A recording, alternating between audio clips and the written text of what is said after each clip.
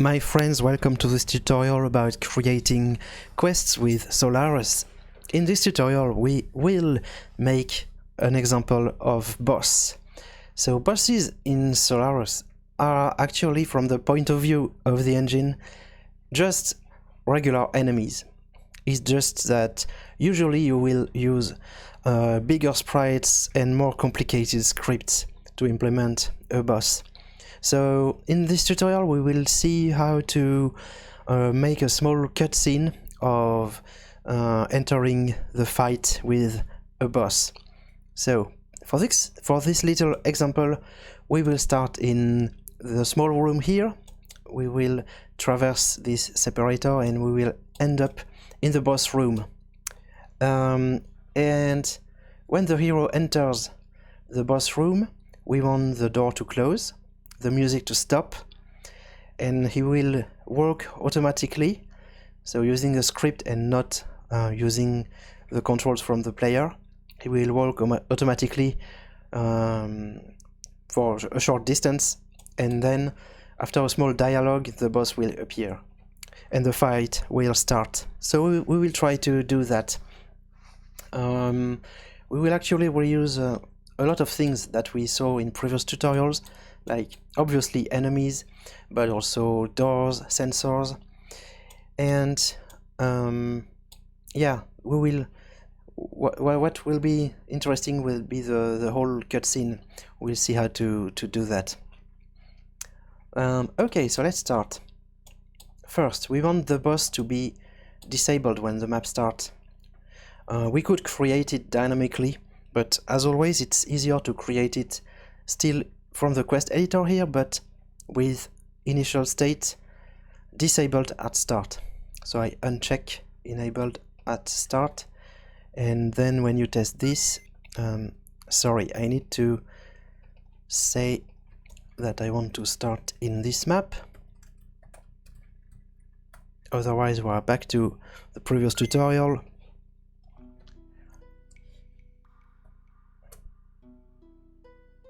So the boss is just disabled, nothing is happening here. It looks like I'm just missing this top of door here, but that's a detail.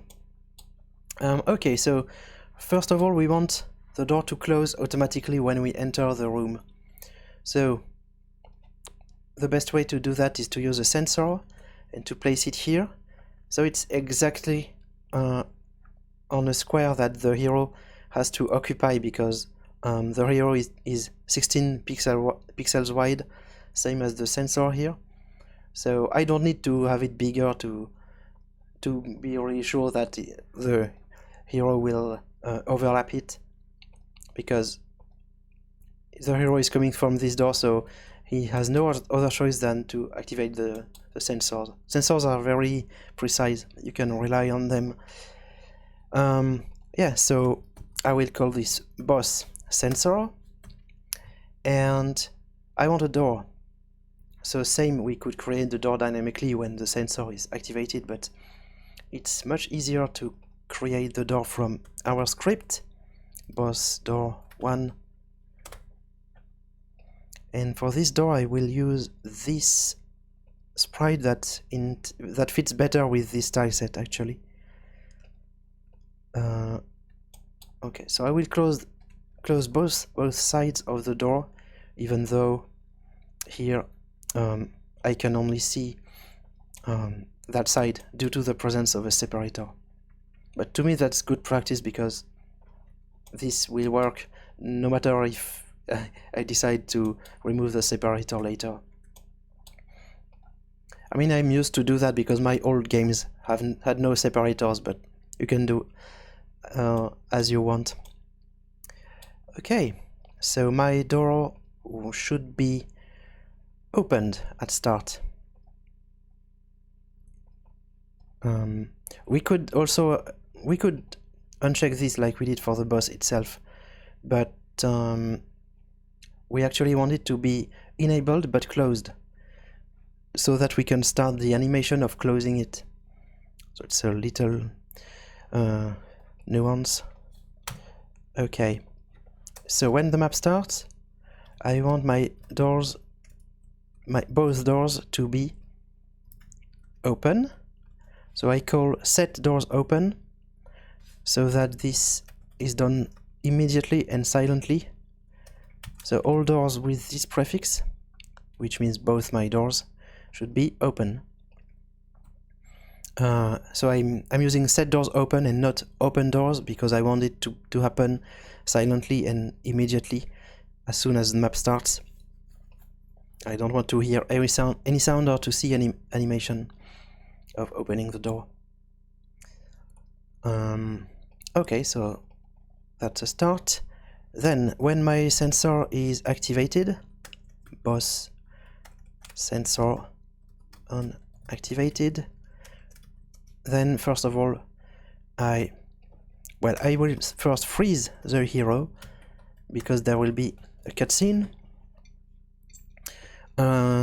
This freeze function, so you can check the documentation, its effect is to put the hero in state frozen, which means the player cannot control the hero cannot get hurt, so after this point your hero is fully controlled by your script. And you have to call hero unfreeze at some point, or any other function that would change the state of the hero. Okay. So now I want to close the doors, but this time with animation and sound.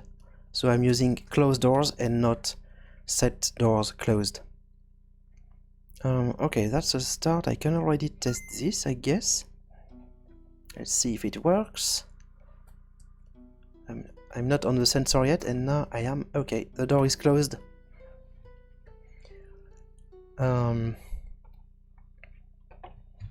Now we want to stop the music, probably. Sorry, stop music. And so we said we wanted to move the hero more towards the middle of the room. So maybe 5 squares, which is 80 pixels. So we will create a movement object.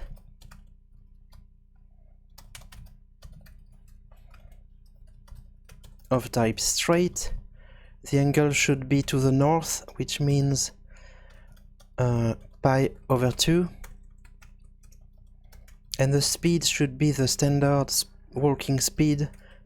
And you can get that using hero get walking speed. You don't have to hardcode it. And we want to stop after we said 80. Oops, 80 pixels. And do not forget to start our movement on the hero. So this should work, except for one little detail. Maybe you already guessed.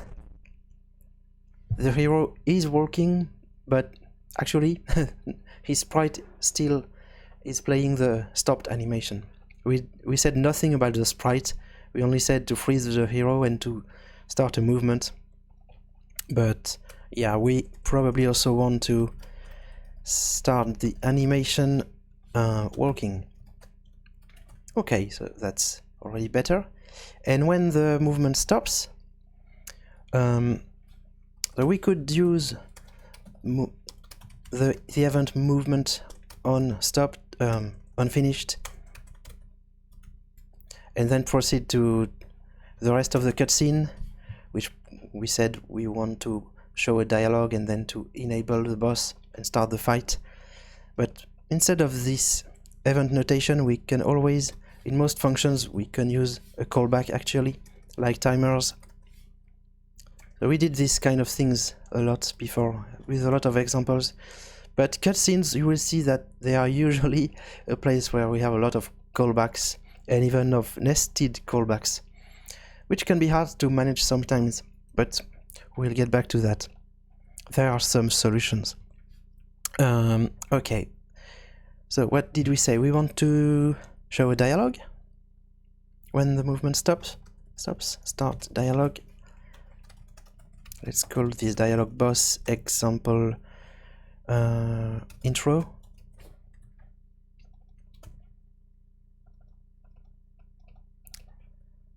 So I need to create my dialogue in my English language. Ha!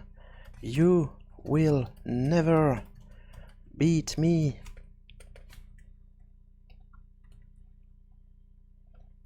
Like all bosses, this one is overconfident. Okay, and when the dialogue stops, which means we again need a callback, because yeah, if we call these functions movement start, game start dialogue, and then boss set enabled, if we were calling all these functions one after the other without using these callbacks, yeah, they would all start at the same time, and this is obviously not what we want. We want to wait for the movement to finish before we execute this code. We want to wait for the dialogue to finish before executing this code. So yeah, nested callbacks. That's always a lot of fun.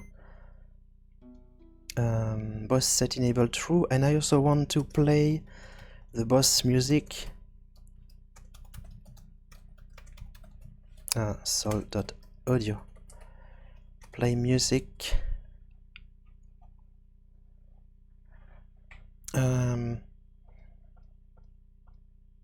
Eduardo / boss.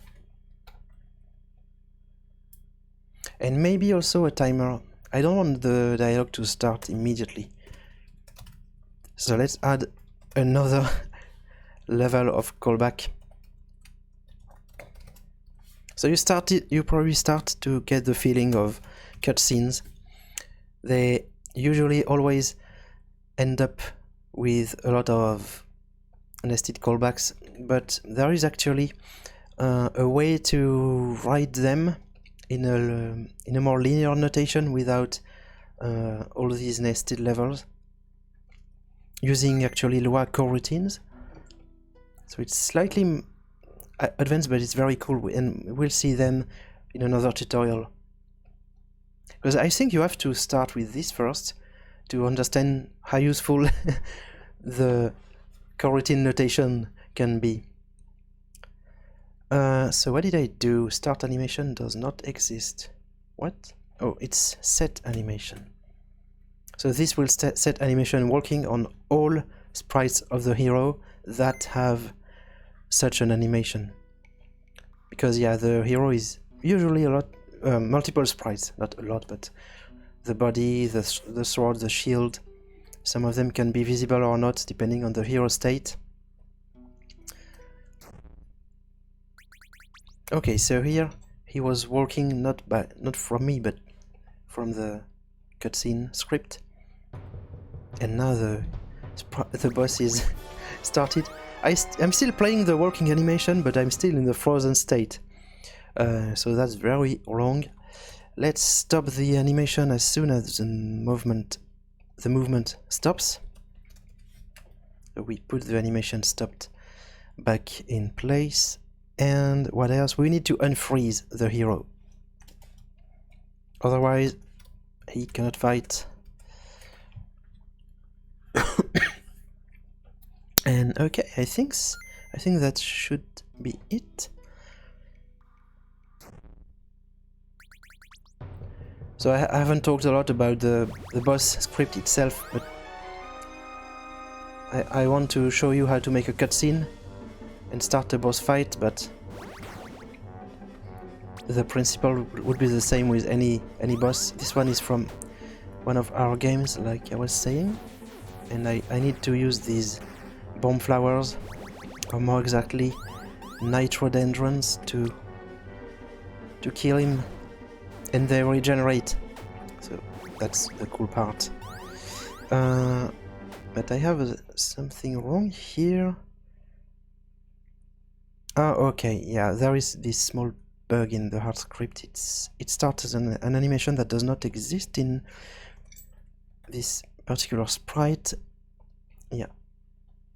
We have planned to fix this small error. It's not harmful if you have it, but maybe by the time you are watching this tutorial, maybe it will be already fixed. We'll fix it for the next version. Yeah, I just had to remove the line. I don't want that animation to start.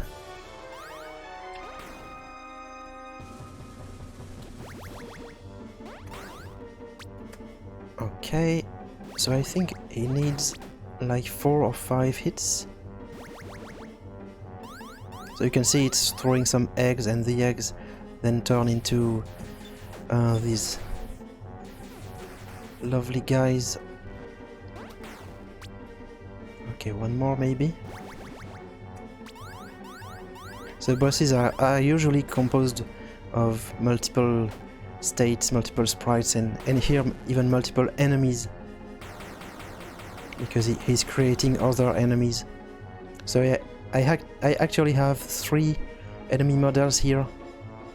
They are called, oops, Papy Other King, it's the main one, and the small ones are Mini Loser, Egg Fixed, and Egg Thrown.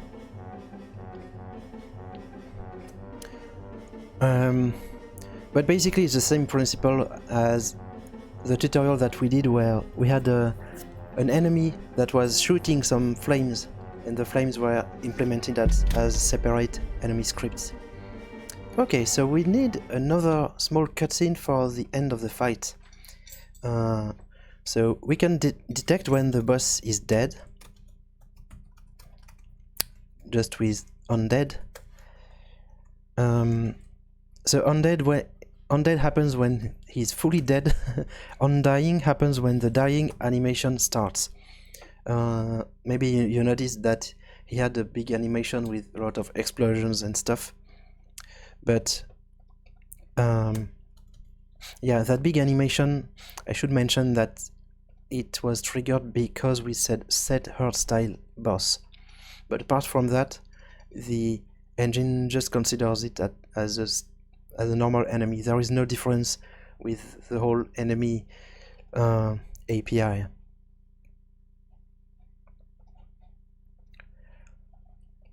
Okay, so when the dying animation starts, we want to stop the music. We want to freeze the hero.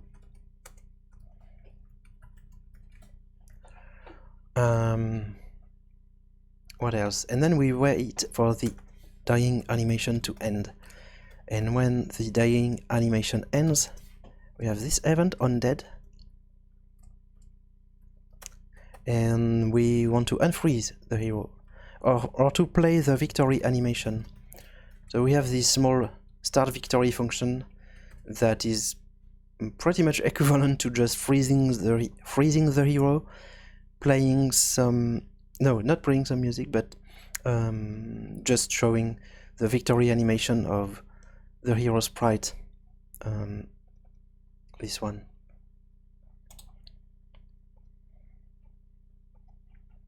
Okay, back to our script. Start victory, and when the victory animation is finished, we want, well, we want nothing special. Maybe we want to open the doors. So map open doors, boss door, like this.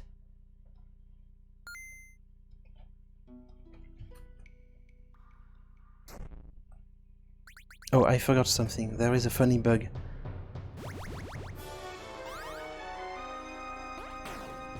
I forgot to disable the sensor, so the cutscene starts again.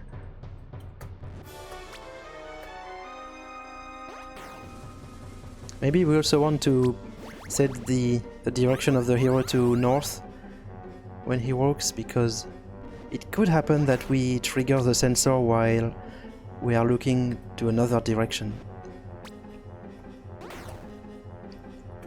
That's a small detail.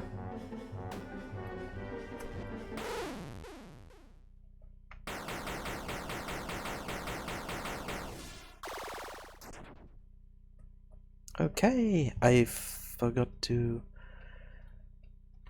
Wait, I'm not sure why he's still playing this animation. He should not. Start victory.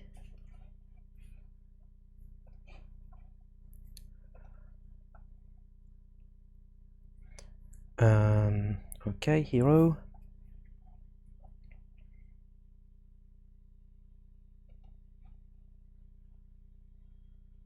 Ah, okay. If I don't define it, it will by default unfreeze the hero, but since I defined something, I need to do it myself. Okay, makes sense. Yeah, I really need to do something about the sensor. I don't want the sensor's code to trigger again, the cutscene to trigger again when we walk a second time, let's say, on the sensor. So one way to do that, we could do a condition, detect if the fight is starting, or has already started, but it's easier to just say boss sensor remove. Second thing is that I wanted to set the direction to north, which is 1 in the 4 direction sprites system. And something else is probably in a real game you would save the boss state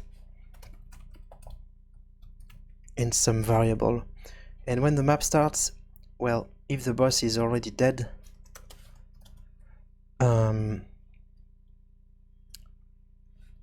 so you can test that variable. If game get value, I call it boss example, then, well, let's don't start the cutscene at all, maybe. You could remove the sensor, or you could do, if he is already dead, well, you can test it with in a more clever way. If boss is nil, then return. It means that it's already dead.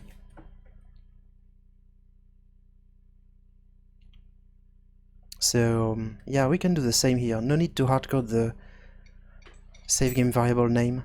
If boss is nil, then what? Actually, we do nothing special because the doors are always open. Yeah, that should work.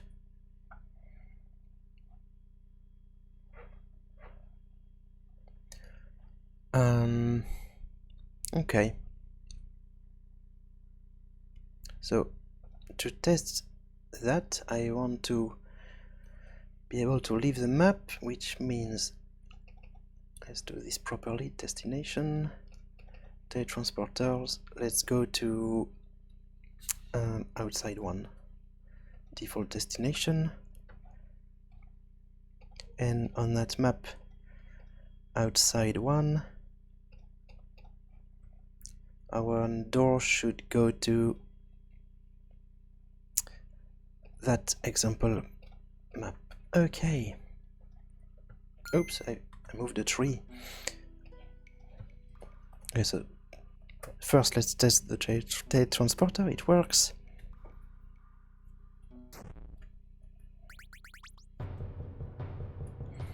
I have to kill it one more time.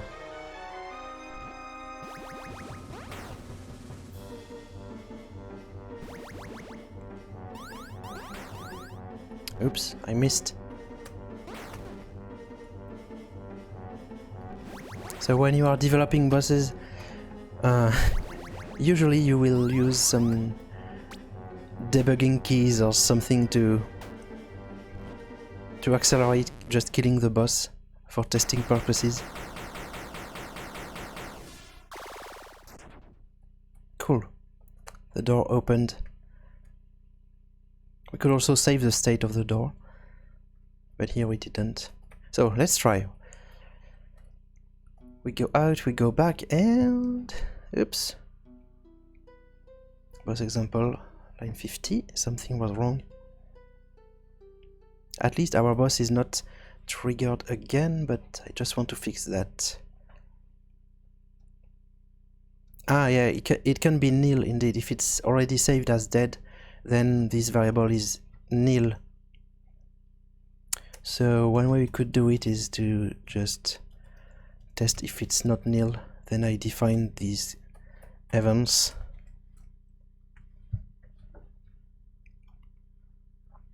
Yeah, and this should work. I will not test it again because it's too long, but you can test it. I'm pretty sure it will work. Okay, cool. So that was a nice way to recap a little bit a lot of the notions from previous tutorials and to introduce cutscenes.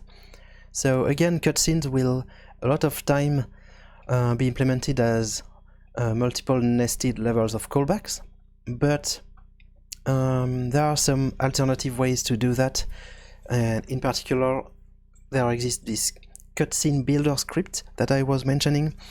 We will probably make a tutorial about it, but if you are curious we can discuss it on Discord and show you how to use it. But basically you would write all your successive steps here linearly, but they will still happen asynchronously thanks to Lua coroutines. Yeah, just so you know, you are not completely forced to end up with a callback hell. Okay, I guess that's it for this tutorial. I hope it was useful, and as always, don't hesitate to give feedback, and the preferred way to do that is on our Discord server. Thank you all for watching, and see you next time. Bye.